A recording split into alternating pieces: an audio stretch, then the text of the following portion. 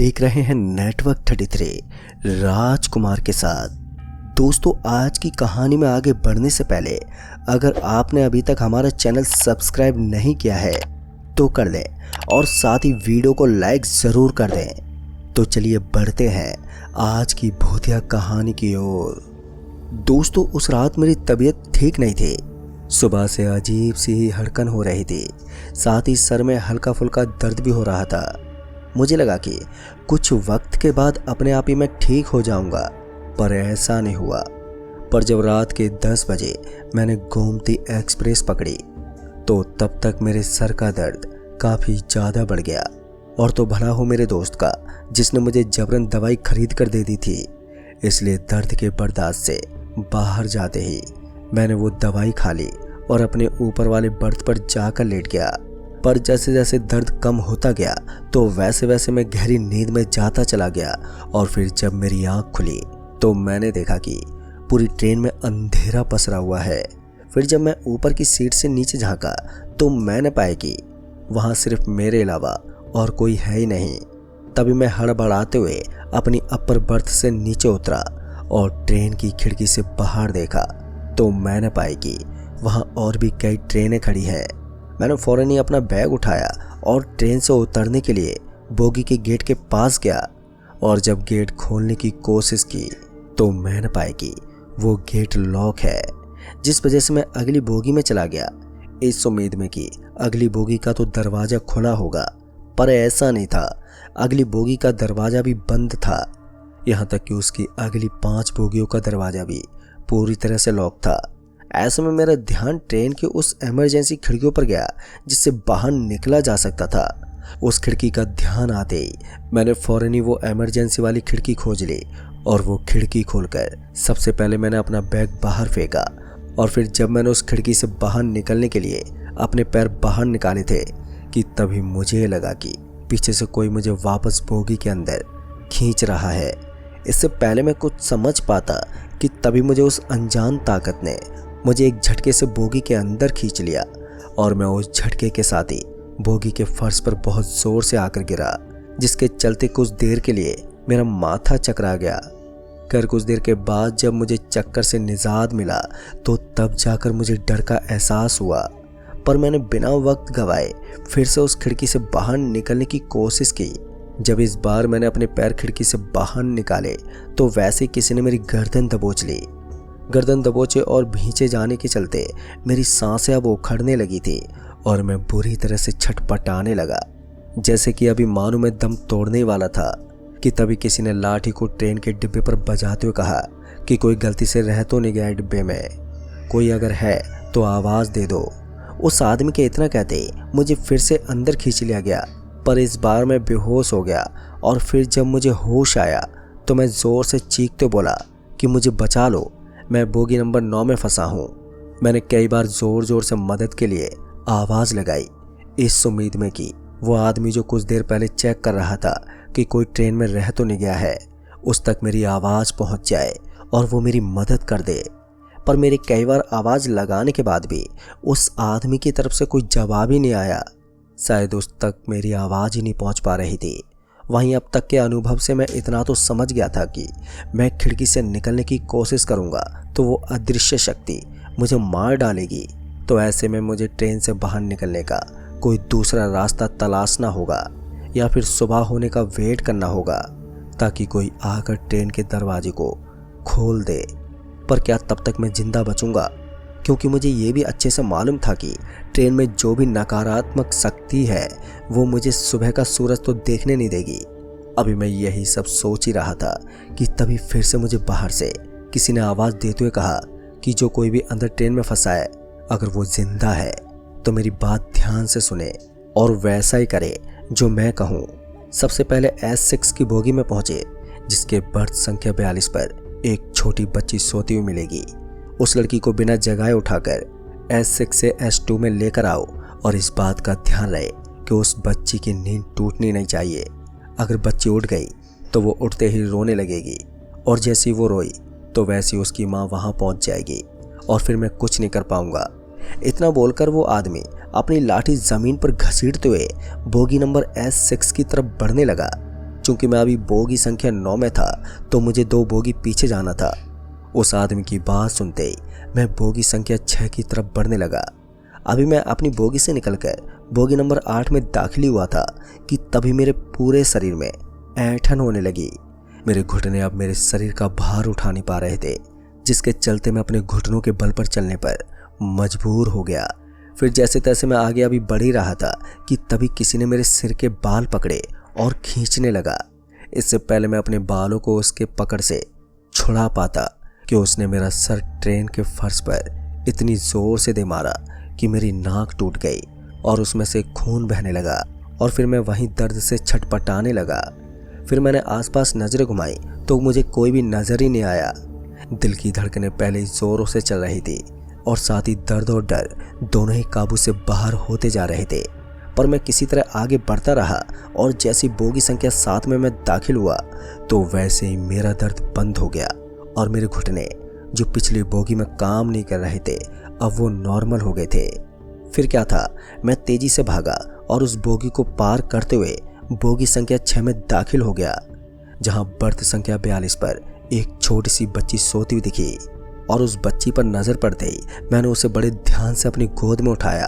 अभी मैंने उस बच्ची को गोद में लिया था कि तभी मेरे पूरे शरीर में सुइयां चुभने लगी। सुइयों की वो चुभन इतनी तेज थी कि मानो वो सुइयां मेरे शरीर के आर पार होना चाहती हों।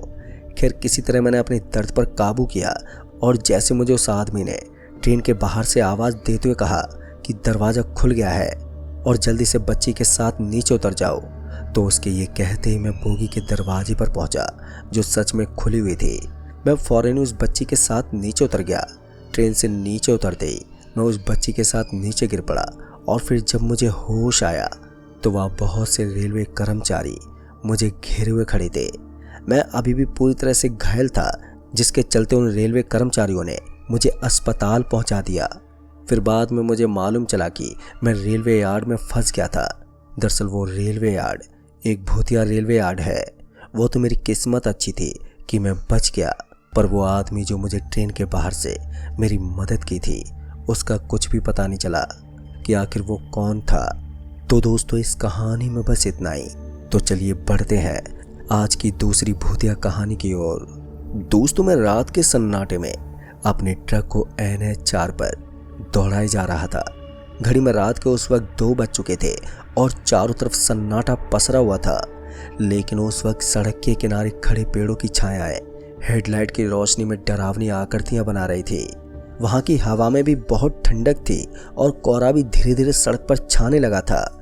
मैं गुलफान एक लंबी दूरी का ट्रक ड्राइवर इस तरह की रातों का बहुत आदी था, लेकिन उस रात कुछ अलग था, कुछ ऐसा जो मेरे रोंगटे खड़े कर दे रहा था। दोस्तों मेरा ट्रक, जिसे मैं प्यार से शेरा कहता था, उस वक्त मैं दिल्ली से मुंबई की ओर माल लेकर जा रहा था। सड़क एकदम सुनसान थी और मेरे अलावा कोई और वाहन भी दिखाई नहीं दे रहा था। रेडियो पर पुराने गाने बज रहे थे, लेकिन बीच बीच में सिग्नल टूटने से खड़खड़ाहट की आवाज़ सुनाई दे रही थी। तभी मैंने रेडियो बंद कर दिया और खिड़की थोड़ी सी खोल ली ताकि ठंडी हवा मेरे चेहरे पर लग सके, जिससे कि नींद की हल्की सी झपकी टूट जाए। तभी कोहरे के बीच सड़क के बीचों बीच एक आकृति दिखी, जिसे देखते ही मैंने ब्रेक मारा और ट्रक के टायर सड़क पर चीखते हुए एकदम से रुक गए। लेकिन मेरे हृदय की गति बहुत ही तेज हो गई। सामने हेडलाइट की रोशनी में एक लंबा सा दुबला पतला एक साया खड़ा था। उसका चेहरा मुझे साफ तो नहीं दिख रहा था, लेकिन उसकी आंखें वो बहुत ही लाल थी जैसे जलते हुए कोयले। मेरी गहरी सांसें, जिन्हें देखते मैंने गहरी सांस ली और खुद को समझाया कि शायद ये कोई थका हुआ यात्री है जो इस वक्त रात में सड़क पर भटक गया है। तभी मैंने हॉर्न बजाया, लेकिन वो आकृति टस से मस नहीं हुई। उसने धीरे धीरे अपना सिर मेरी ओर घुमाया तो मुझे लगा कि मेरी रीढ़ की हड्डी में बर्फ जम गया है। उसका चेहरा या जो कुछ भी था सिर्फ एक काला धुंधला धब्बा था, जिसमें से केवल वो लाल आंखें चमक रही थी। तभी मैंने ट्रक की खिड़की बंद की और गियर बदलने की कोशिश की, लेकिन इंजन अचानक ही बंद हो गया। तभी मैंने स्टार्ट करने की भी उसे कोशिश की, लेकिन ट्रक की चाबी घूमने से इनकार कर रही थी। इधर कोहरा और भी गहरा हो गया था और अब हेडलाइट की रोशनी भी उस आकृति को पूरी तरह नहीं दिखा पा रही थी। वो धीरे धीरे मेरे ट्रक की ओर बढ़ने लगी हर कदम के साथ सड़क पर उसके पैरों की कोई आवाज भी नहीं थी, बस एक भयानक सन्नाटा। मेरे हाथ पसीने से भीग गए थे तो मैंने दरवाजा लॉक किया और अपने बैग से एक पुराना ताबीज निकाला जो मेरी माँ ने मुझे दिया था। मैंने उसे कसकर पकड़ा और अपनी आंखें बंद कर ली। मैं मन ही मन प्रार्थना करने लगा और जब मैंने अपनी आंखें खोली तो वो आकृति ट्रक के ठीक सामने थी। अब उसका चेहरा साफ साफ दिख रहा था, या यूं कहें कि उसका चेहरा ही नहीं था, बस एक काला गहरा गड्ढा जिसमें से लाल आंखें चमक रही थी। तभी उसने अपने हाथ उठाए जो बहुत ही लंबे और पतले थे, जैसे पेड़ की सूखी टहनियाँ। तभी मैंने देखा कि उसकी हाथों की उंगलियां असामान्य रूप से बहुत लंबी थी और उनके सिरे बहुत ही नुकीले थे, जिन्हें देखकर मेरे शरीर में कपकपी दौड़ गई। फिर अचानक ही ट्रक का इंजन अपने आप ही चालू हो गया। हेडलाइट फिर से बहुत तेज हो गई और उस आकृति ने एक कर्कश डरावनी चीख मारी। वो चीख इतनी भयानक थी कि मेरे कानों में दर्द होने लगा। तभी मैंने गियर डाला और ट्रक को तेजी से आगे बढ़ाया। वो आकृति सड़क पर ही खड़ी रही, लेकिन जैसे ही ट्रक उसके पास से गुजरा तो मुझे लगा कि कुछ ठंडा और भारी मेरे कदमों पर छू गया है, जिस वजह से मैंने पीछे मुड़कर नहीं देखा और मैंने ट्रक को जितनी तेजी से हो सकता था बहुत ही तेजी से दौड़ाया। कोहरा अब और भी ज़्यादा घना हो चुका था और सड़क के किनारे के पेड़ अब और भी ज़्यादा डरावने लग रहे थे। उनकी टहनियाँ सड़क की ओर झुकी हुई थी, जैसे वे मुझे पकड़ना चाहती हो, पर मेरे दिमाग में बार बार वही लाल आंखें घूम रही थी। फिर मैंने खुद को समझाया कि ये सिर्फ एक वहम था, शायद रात की थकान ने मुझे डरा दिया था, लेकिन मेरी दिल की धड़कनें कुछ और ही कह रही थी। फिर करीब आधे घंटे के बाद मैं एक ढाबे पर जाकर रुका। ढाबे की मध्यम रोशनी और वहां पर मौजूद कुछ अन्य ट्रक ड्राइवरों की मौजूदगी ने मुझे थोड़ा सा सुकून दिया। फिर मैंने ट्रक पार्क किया और ढाबे के अंदर चला गया। वहां बैठे कुछ ड्राइवर चाय पी रहे थे और उनकी हल्की फुल्की बातें हवा में तैर रही थी। तभी मैंने एक चाय मांगी और मैं उस चाय को लेकर कोने में बैठ गया, पर मेरे हाथ अभी भी कांप रहे थे और मैं उस आकृति को भूल ही नहीं पा रहा था। फिर जब मैंने चाय का कप उठाया तो मुझे अपने कंधे पर फिर से वही ठंडक महसूस हुई। तभी मैंने एकदम से पीछे देखा, लेकिन वहां पर कोई नहीं था। ढाबे की रोशनी में सब कुछ मुझे सामान्य लग रहा था, लेकिन मेरे मन में एक अजीब सी बेचैनी थी। तभी मैंने चाय खत्म की और वापस से मैं ट्रक की ओर चल पड़ा। पर जैसे ही मैं ट्रक के पास पहुंचा तो मुझे लगा कि कोई मेरे पीछे पीछे चल रहा है, और उन चलने की आवाज से मैंने जब पीछे मुड़कर देखा तो वहां पर सिर्फ गहरा कोहरा था। लेकिन ट्रक में बैठकर मैंने फिर से इंजन स्टार्ट किया, पर इस बार इंजन बिना किसी दिक्कत के चालू हो गया। फिर मैंने सड़क पर नजर डाली तो कोहरा अब भी बहुत घना था, लेकिन वो आकृति अब मुझे कहीं भी दिखाई नहीं दे रही थी, जिस वजह से मैंने राहत की सांस ली और ट्रक को आगे बढ़ाया।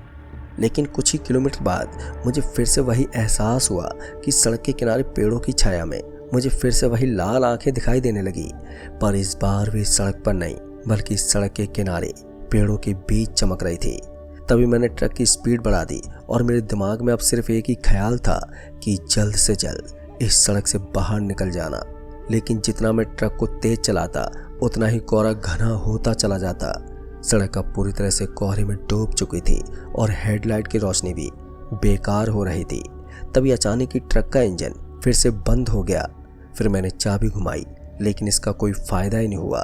फिर मैंने ट्रक की खिड़की से बाहर झांक कर देखा तो कोहरे के बीच वही आकृति मुझे फिर से नजर आई, पर इस बार वो सड़क के किनारे पर थी, लेकिन धीरे धीरे मेरे ट्रक की ओर बढ़ रही थी। उसकी लाल आंखें अब और भी तेजी से चमक रही थी, जैसे वो मेरे अंदर तक घुस रही हो। फिर मैंने ताबीज को और भी कस के पकड़ा और आंखें बंद कर ली, जिस वजह से मेरे होंठ अपने आप ही बड़बड़ाने लगे। फिर जब मैंने आंखें खोली तो वो आकृति अब गायब हो गई थी, लेकिन ट्रक की खिड़की पर कुछ निशान बन गए थे, लंबे नुकीले उंगलियों के निशान, जैसे किसी ने कांच को खरोचने की कोशिश की हो। फिर मैंने ट्रक का इंजन फिर से स्टार्ट किया और इस बार वो चालू भी हो गया। तभी मैंने बिना रुके ट्रक को दौड़ा दिया, जब तक कि कोहरा हल्का नहीं हुआ और सड़क फिर से साफ नहीं दिखने लगी। पर सुबह होने तक मैं एक छोटे से कस्बे में पहुंच गया था। फिर वहां पर मैंने ट्रक को एक गैरेज में खड़ा किया और खुद को थोड़ा शांत किया, पर मेरे दिमाग में बार बार वही आकृति घूमने लगी थी। लेकिन जहां मैंने अपना ट्रक खड़ा किया था तो मैंने पाया कि गैरेज की दीवारों पर जंग लगी टीन की चादरें थी और हवा में तेल और डीजल की गंध तैर रही थी। मैं गुलफान अब भी उस रात की भयावह यादों से जूझ रहा था। मेरे हाथ में चाय का गिलास था, लेकिन उसका स्वाद मेरे मुंह में कड़वा लग रहा था। फिर मेरे दिमाग में बार बार वही लाल आंखें और वो बिना चेहरे वाला साया घूमने लगा था। ट्रक की खिड़की पर बने खरोंच के निशान अब मेरे सामने थे, जैसे कोई मुझे चेतावनी दे रहा हो कि ये खत्म नहीं हुआ है। फिर मैंने गैरेज के मालिक, एक अधेड़ उम्र के आदमी को, जिसका नाम रामू था, ट्रक की जांच करने को कहा। रामू ने खिड़की पर बने निशानों को देखा तो उसका चेहरा थोड़ा सख्त हो गया, पर उसने कुछ कहा नहीं। बस उसने अपनी टूल बॉक्स उठाई और ट्रक के इंजन की जांच शुरू कर दी। लेकिन मैंने उससे पूछना चाहा कि क्या उसने पहले कभी ऐसे निशान देखे हैं, लेकिन मेरी हिम्मत ही नहीं हुई। मुझे डर था कि कहीं वो मुझे पागल ना समझ ले। फिर जब रामू ने ट्रक की जांच पूरी की तो उसने बताया कि इंजन में तो कोई खराबी नहीं है, लेकिन उसकी आंखों में एक अजीब सी चमक थी, जैसे वो कुछ जानता हो पर कहना नहीं चाहता। फिर मैंने उसका शुक्रिया अदा किया और मैं ट्रक में बैठ गया। सूरज भी अब पूरी तरह से निकल चुका था और सड़क पर हल्की फुल्की चहल पहल भी शुरू हो गई थी। फिर मैंने सोचा कि अब दिन की रोशनी में शायद वो डरावना साया मेरे पीछे नहीं पड़ेगा, लेकिन मेरे दिल में अभी भी एक बेचैनी बनी हुई थी, जैसे कोई मुझे देख रहा हो। फिर मैंने ट्रक को फिर से NH4 पर उतारा, पर इस बार मैंने दिन में यात्रा करने का फैसला किया था। सड़क भी अब पहले जैसी सुनसान नहीं थी।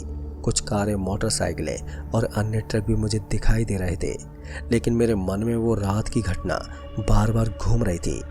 मैंने ट्रक की स्पीड को मध्यम रखा और अपने आसपास की हर चीज़ पर नज़र रखी।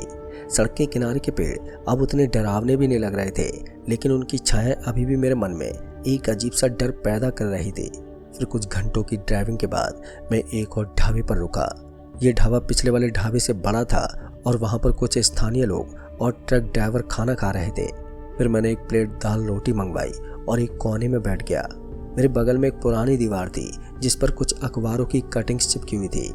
उनमें से एक हेडलाइन ने मेरा ध्यान खींचा, NH4 पर रहस्यमय हादसे, क्या ये सच्चाई है? मैंने उस कटिंग को ध्यान से पढ़ा तो उसमें लिखा था कि पिछले कुछ सालों में NH4 पर कई ट्रक ड्राइवरों ने अजीब अजीब अनुभवों की बात कही थी। कुछ ने सड़क पर अचानक कोहरा छाने की बात कही तो कुछ ने लाल आंखों वाली आकृति देखने का दावा किया। लेख में ये भी लिखा था कि कई ड्राइवरों के ट्रक बिना किसी कारण से बंद हो गए थे और कुछ तो हादसों का शिकार हो गए थे। दोस्तों, अब मेरा दिल तेजी से धड़कने लगा। क्या ये वही आकृति थी जिसे मैंने देखा था? मैंने जल्दी से खाना खत्म किया और ढाबे के मालिक से उस लेख के बारे में पूछना चाहा, लेकिन फिर रुक गया। मुझे लगा कि अगर मैंने कुछ कहा तो लोग मुझे डरपोक समझेंगे। मैं फिर से चुपचाप ट्रक की ओर लौट आया और अपने ट्रक में बैठकर मैंने फिर से सड़क पकड़ी। सूरज भी अब ढल रहा था और आसमान में नारंगी रंग की आभा फैल रही थी। तभी मैंने सोचा कि रात होने से पहले ही मैं अगले शहर तक पहुंच जाऊंगा। लेकिन जैसे जैसे सूरज डूबता गया तो मेरे मन की बेचैनी बढ़ती गई। सड़क फिर से सुनसान होने लगी थी और कोहरा भी धीरे धीरे लौट रहा था। मैंने ट्रक की हेडलाइट चालू की और ट्रक की स्पीड बढ़ा दी। तभी सड़क के किनारे मुझे फिर से वही लाल सुर्ख आंखें दिखी, पर इस बार वो काफ़ी दूर थी, लेकिन उनकी चमक इतनी तेज थी कि मैं उन्हें अनदेखा नहीं कर सका।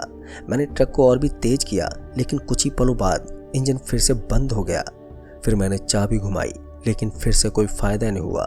दोस्तों, कोहरा भी इतना घना था कि हेडलाइट्स की रोशनी भी बेकार हो रही थी। मैंने अपने ताबीज को कसकर पकड़ा और अपनी आंखें बंद कर ली। फिर जब मैंने आंखें खोली तो वो आकृति मेरे ट्रक के ठीक सामने थी। उसका काला बिना चेहरे वाला साया अब और भी साफ दिखने लगा था। उसकी लाल आंखें मेरे अंदर तक घूम रही थी, जैसे वे मेरी आत्मा को पढ़ रही हो। मैंने ट्रक का दरवाजा लॉक किया और खुद को सीट से चिपका लिया। फिर उस आकृति ने धीरे धीरे अपने नुकीले हाथ उठाए और मुझे लगा कि मेरे कानों में एक कर्कश सीटी की आवाज़ गूंज रही है। फिर अचानक ही ट्रक का इंजन फिर से चालू हो गया तो मैंने बिना सोचे ही गियर डाला और ट्रक को पूरे जोर से दौड़ा दिया। वो आकृति सड़क पर खड़ी रही, लेकिन जैसे ही ट्रक उसके पास से गुजरा तो मुझे फिर से वही ठंडक महसूस हुई, पर इस बार ये मेरे कंधे पर नहीं बल्कि मेरे पूरे शरीर में फैल गई थी। मैंने पीछे मुड़कर नहीं देखा। मैं बस ट्रक को दौड़ाता रहा जब तक कि कोहरा हल्का नहीं हो गया और सड़क फिर से साफ नहीं दिखने लगी। फिर उसके बाद अब रात के 11 बजे मैं एक बड़े शहर में पहुंच गया। वहां मैंने ट्रक को एक सुरक्षित पार्किंग में खड़ा किया और एक छोटे से लॉज में कमरा ले लिया। फिर मैंने पूरी रात जागकर बिताई, क्योंकि मुझे डर था कि अगर मैं सोया तो वो आकृति मेरे सपनों में आ जाएगी। और तभी मैंने सुबह होने पर फैसला किया कि मैं अब NH4 पर कभी नहीं जाऊंगा। मैंने अपने मालिक को भी फ़ोन किया और कहा कि मैं कुछ दिन की छुट्टी चाहता हूँ। मेरी बात सुनते उसने ज़्यादा सवाल नहीं किए। शायद मेरी आवाज़ में डर साफ सुनाई दे रहा था। और फिर अगले कुछ दिन मैं अपने गांव में रहा। वहाँ की शांति और मेरे परिवार की मौजूदगी ने मुझे थोड़ा सा सुकून दिया। लेकिन दोस्तों, हर रात जब मैं सोने की कोशिश करता तो मुझे वही लाल आंखें दिखती। मैंने अपने गांव के एक पुराने पंडित से इस बारे में बात भी की, तो उसने मुझे बताया कि NH4 पर कई साल पहले एक भयानक हादसा हुआ था। एक ट्रक ड्राइवर की मौत हो गई थी और उसकी आत्मा को शांति नहीं मिली थी। लोग कहते हैं कि वो आत्मा रात में सड़क पर भटकती है और ड्राइवरों को डराती है। तभी पंडित जी ने मुझे एक विशेष पूजा करने की सलाह दी, तो मैंने उनकी बात मान ली और वो पूजा कराई। फिर इसके बाद से मुझे थोड़ा सुकून मिला, लेकिन वो डर मेरे मन से पूरी तरह नहीं गया। मैंने ट्रक ड्राइविंग भी छोड़ दी है और अपने गांव में ही एक छोटी सी दुकान खोलकर मैं उसे चला रहा हूँ। लेकिन हर बार जब मैं किसी ट्रक की आवाज़ को सुनता हूँ तो मेरे रोंगटे भी खड़े हो जाते हैं। मैं गुलफान अब भी उस रात को याद करता हूँ और सोचता हूँ कि क्या वो आत्मा मुझे फिर से ढूंढने आएगी, या फिर वो हादसा मेरे साथ फिर दोबारा होगा। नहीं, ऐसा तो नहीं होना चाहिए। लेकिन अगर मैं ऐसे डरा सहमा रहा तो शायद कोई और हादसा ना हो जाए मेरे साथ। तो दोस्तों, इस कहानी में बस इतना ही। कहानी आपको पसंद आई हो तो वीडियो को लाइक, शेयर, कमेंट जरूर कर दें। तो मैं आपका दोस्त राजकुमार जल्द ही मिलूंगा ऐसी एक और भूतिया कहानी के साथ। तब तक के लिए बाय एंड टेक केयर।